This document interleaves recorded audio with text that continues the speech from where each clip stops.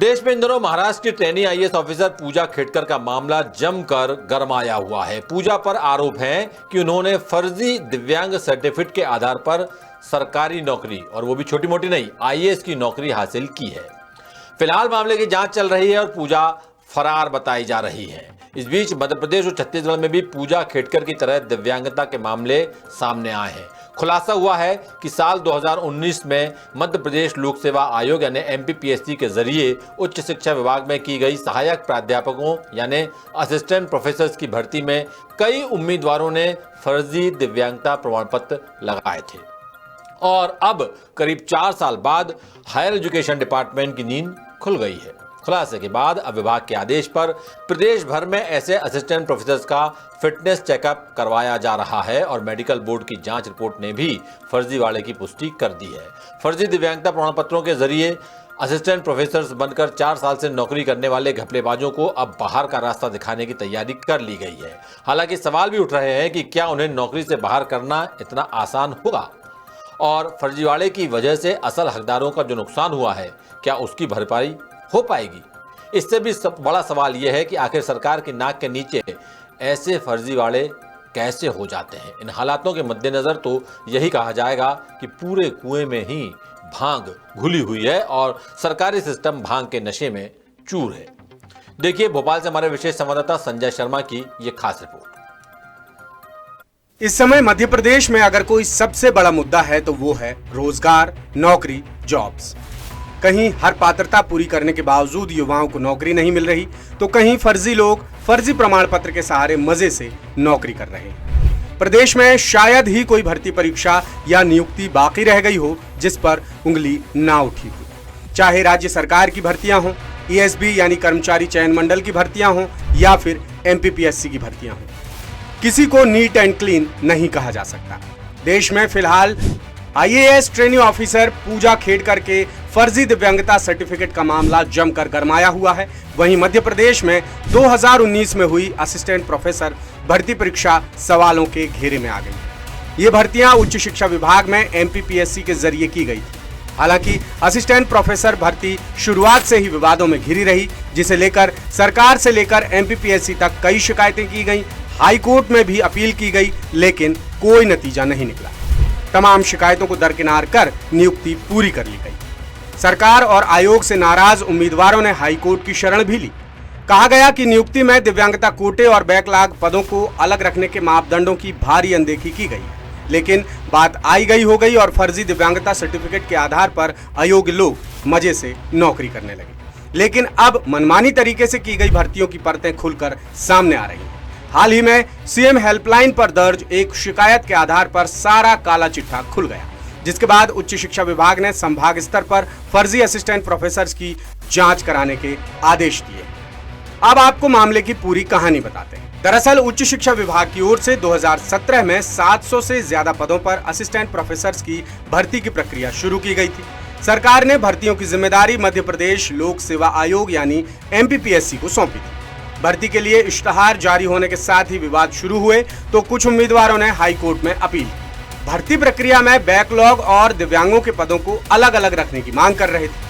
फिर high court के आदेश के बाद दिव्यांगता आरक्षण के संदर्भ में फिर से जांच कराई गई, लेकिन तब तक असिस्टेंट प्रोफेसर्स की भर्ती प्रक्रिया काफी आगे बढ़ चुकी थी। यानी चयनित उम्मीदवारों को उच्च शिक्षा विभाग ने 2019 में नियुक्ति दे डाली। लेकिन यहाँ भी एमपीपीएससी और उच्च शिक्षा विभाग से बड़ी चूक हो गई, या यूं कहें कि जानबूझकर उम्मीदवारों के दिव्यांगता सर्टिफिकेट का सत्यापन ही नहीं कराया गया और सारी घपलेबाजी यहीं से शुरू हुई।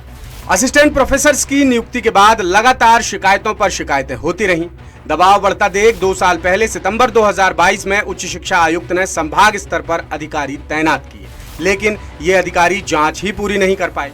इसके बाद अक्टूबर 2023 में उच्च शिक्षा विभाग ने फिर आदेश दिया और फर्जी दिव्यांगता प्रमाण पत्र लगाकर नौकरी करने वाले असिस्टेंट प्रोफेसर्स के नाम नोटिस जारी किए गए। ये नोटिस इंदौर और भोपाल समेत जबलपुर, रीवा, ग्वालियर, उज्जैन और नर्मदापुरम संभागों के 70 से ज्यादा असिस्टेंट प्रोफेसर्स के पास पहुंचे। मौजूदा हाल ये है कि इनमें से कई असिस्टेंट प्रोफेसर आज तक मेडिकल बोर्ड के सामने जांच कराने हाजिर नहीं हुए। ग्वालियर संभाग में भी ऐसे 19 असिस्टेंट प्रोफेसर्स को दिव्यांगता प्रमाण पत्र की जांच के लिए तलब किया गया था, जिनमें से कुछ अचानक गायब हो गए और जिनकी जांच हुई उनमें से 4 लोगों के दिव्यांगता प्रमाण पत्र में भारी गड़बड़ियां सामने आई। इसी की शिकायत हाल ही में सीएम हेल्पलाइन पोर्टल पर दर्ज कराई गई। शिकायत में गोरमी कॉलेज के प्रभारी प्राचार्य मोहित कुमार दुबे के प्रमाण पत्र को फर्जी बताया गया है। अब आपको बताते हैं कि असिस्टेंट प्रोफेसर्स के पद पर नियुक्ति के लिए फर्जी प्रमाण पत्रों का इस्तेमाल कैसे हुआ। भिंड जिले के गोरमी कॉलेज में पदस्थ सहायक प्राध्यापक मोहित कुमार दुबे के पास फिलहाल प्राचार्य का भी प्रभार है। 2019 में मोहित का सिलेक्शन होने के बाद उन्हें गुना के आरून कॉलेज में नियुक्ति दी गई थी। हालांकि कुछ समय बाद ही दुबे ने अपना ट्रांसफर वापस भिंड जिले में ही करा लिया। दुबे ने नियुक्ति के लिए अस्थिबाधित होने का प्रमाण पत्र लगाया था। प्रमाण पत्र में उनके एक पैर में चोट की वजह से 40% दिव्यांगता बताई गई। फर्जी प्रमाण पत्र का मामला गरमाने पर उन्हें भी दोबारा जांच कराने का नोटिस भेजा गया।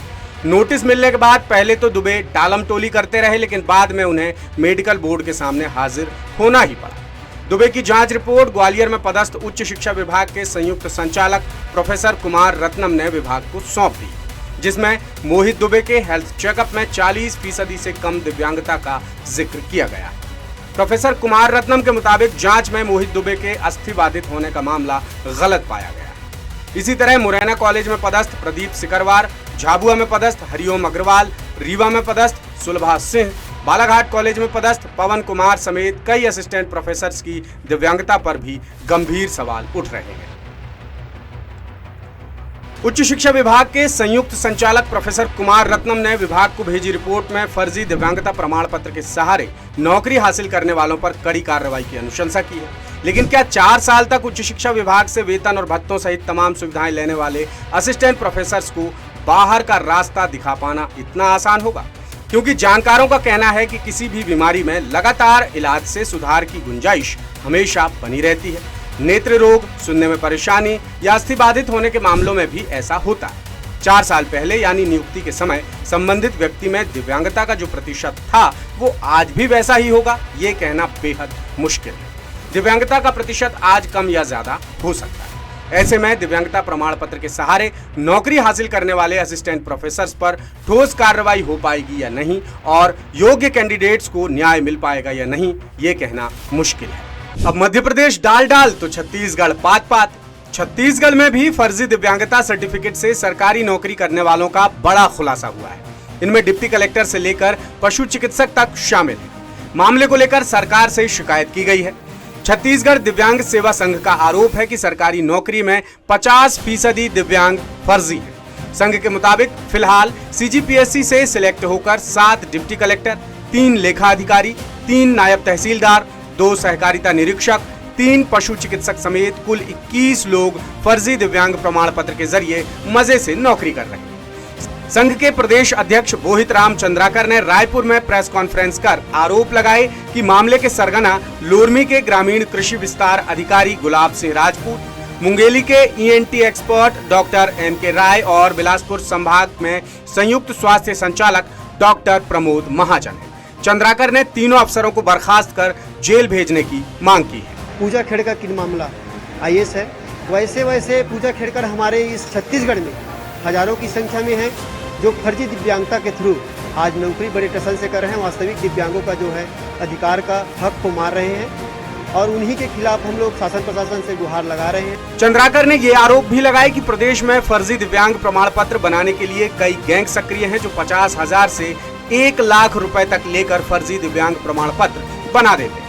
कुछ केस डॉक्टर्स या स्टाफ की जानकारी में होता है, लेकिन अधिकतर मामलों में प्रमाण पत्र बनवाते समय बाकी वास्तविक दिव्यांगों को पैसा देकर अपनी जगह पेश कर दिया जाता है। इस वजह से सरकारी नौकरी में वास्तविक दिव्यांग वंचित रह जाते हैं। संघ ने तमाम सबूतों, तथ्यों और तर्कों के साथ मामले की शिकायत सरकार से कर दी है।